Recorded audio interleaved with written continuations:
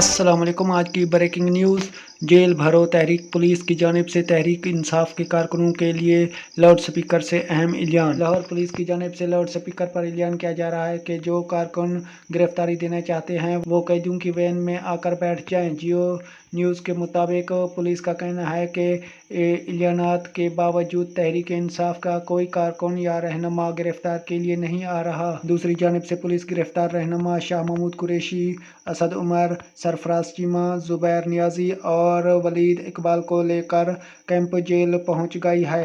तहरीक इंसाफ के कारकुन भी कैंप जेल के बाहर जमा होने शुरू हो गए हैं, जबकि सबका वफाकी वजीर हमाद अजहर भी कारकुनों के हमरा कैंप जेल पहुंच रहे हैं। ये थी आज की न्यूज़। नदीम बलोच को इजाज़त दें। अल्लाह हाफिज़।